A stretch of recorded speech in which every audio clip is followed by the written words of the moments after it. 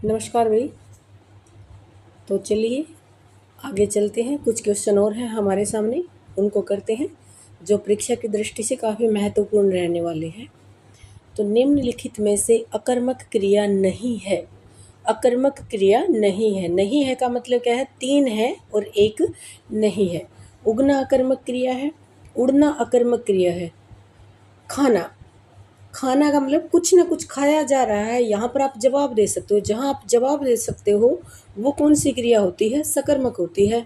और जागना, क्या जागना? जागना तो जागना ही होता है। उड़ना, उड़ना तो उड़ना ही होता है।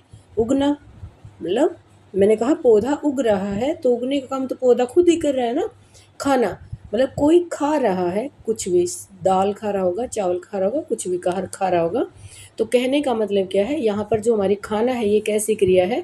सकर्मक क्रिया है। चलते हैं आगे। चोट लगने के कारण वह चल नहीं पाया, वाक्य को भाववाच्य में बदलिए।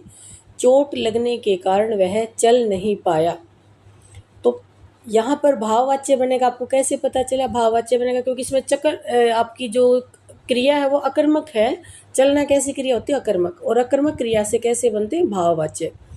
चोट लगने के कारण वह चल नहीं पाया, तो देखो इसका बनेगा चोट लगने के कारण उससे चला नहीं जा सका। अब अपने को कैसे पता चलेगा? कोई भी ऐसा वाक्य है जिसमें कर्ता के साथ में आपको से मिल जाए या फिर के द्वारा। अब चलने का काम कौन कर रहा है? चलने का काम तो ये वह कर रहा है ना। तो कर्ता के बाद कहीं भी से या फिर के द्वारा लग जाए, वो आपके कौन से होते हैं? भाववाच्य होते हैं। लेकिन एक कंडीशन होती है कि वहाँ पर क्रिया कैसी होनी चाहिए? अकर्मक। तो ये उदाहरण है हमारा, ये किसका है?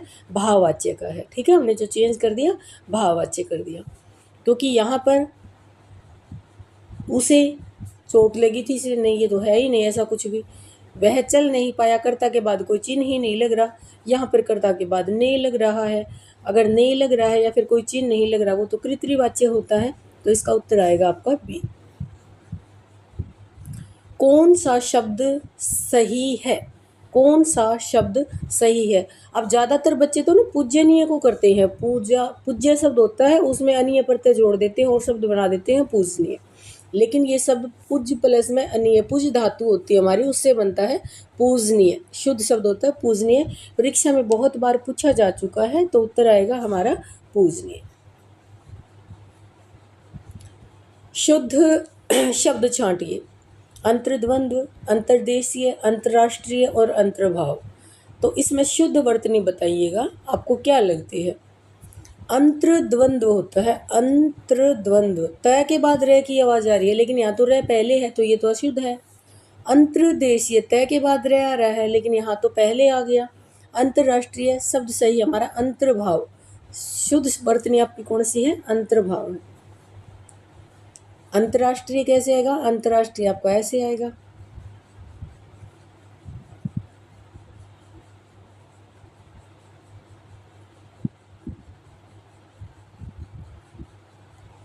ठीक है, आपका अंतर्द्वंद में जो रे है वो किसके ऊपर आएगा? दे के ऊपर आएगा।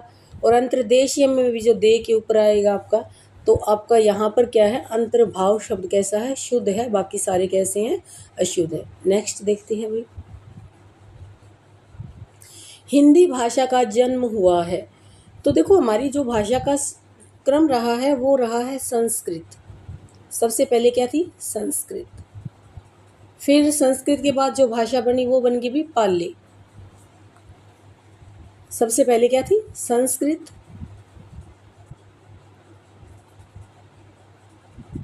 फिर आई पाली, फिर आई प्राकृत, फिर आई अपभ्रंश, और उसके बाद आपकी आई थी हिंदी। तो यहाँ पर जो ऑप्शन दे रखे हैं उसमें आपका उत्तर क्या आएगा? अपभ्रंश से। तो हिंदी भाषा का जन्म किससे हुआ है? अपभ्रंश से, क्योंकि अपभ्रंश के बाद हिंदी आई थी। डायरेक्ट संस्कृत से हिंदी नहीं बनी। आपका हिंदी बनने के लिए अनेक पड़ावों से गुजरना पड़ा था। तो संस्कृत के बाद परिवर्तन हुए और भाषा बन गया थी आपकी पाली, फिर प्राकृत, फिर अपभ्रंश और उसके बाद हिंदी। तो इस प्रश्न का उत्तर आएगा हमारा अपभ्रंश से। यह रास्ता दुर्गम है। दुर्गम, दुर्गम होता है जहाँ कठिनाई से पहुँचा जाता है, जहाँ जाना कठिन हो, तो शब्द होता है आपका दुर्गम। शब्द क्या होता है? दुर्गम। दुहु प्लस में गम, दुर्गम शब्द बनता है। और अगर इसमें उपसर्ग पूछे तो दुर उपसर्ग लगता है। उपसर्ग क्या है आपका? दुर है। ठीक है। अगर संधि पूछे तो संधि आपकी बनती है दुहु प्लस में गम, कठिनाई से पहुंचा जाए। तो यह रास्ता दुर्गम है, सावधानी से चले, मतलब कठिन रास्ता है, तो यहाँ पर सावधानी से चले। अगला क्वेश्चन है भाई, पति पत्नी के जोड़े को कहते हैं। तो पति पत्नी के जोड़े को भाई आप में से ज़्यादातर बच्चे तो या तो ए करते हैं या सी करते हैं। इसका उत्तर आएगा दंपति। क्या होता है? दंपति। डी।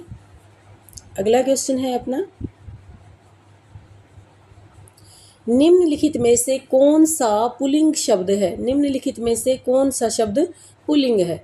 तो हम कहते हैं लकड़ी में दीमक लगी। दीमक लगा तो नहीं होता है भाई, तो ये तो आपका स्त्रीलिंग है। रात हुई, रात हुआ तो नहीं होता है। वर्षा हुई, वर्षा हुआ तो नहीं होता है। वह विधुर, विधुर किसको बोलते हैं? जिसकी पत्नी मर चुकी है। पत्नी मर चुकी है का मतलब पुरुष है कोई, तो जो विधुर शब्द है आपका ये क्या आएगा भाई? पुल्लिंग आएगा। तो विधुर शब्द क्या आएगा आपका?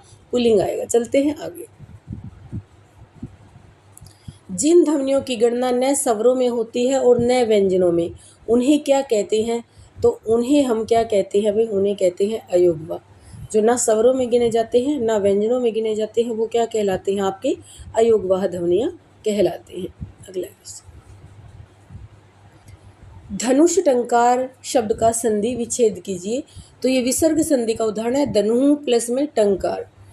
तो विसर्ग के सामने ट या ठ में से कुछ भी आ जाए तो विसर्ग का आपका जो विसर्ग का है वो ये वाला श बनता है। कैसा बनता है? आधा। तो हमने विसर्ग का क्या बना दिया? आधा श। और तो धनुष टंकार विसर्ग संधि का है आपका। तो आज के लिए इतना ही, मिलते हैं हम हमारी अगली सीरीज में। ठीक है, तब तक के लिए सभी को नमस्कार, धन्यवाद, बाय बाय।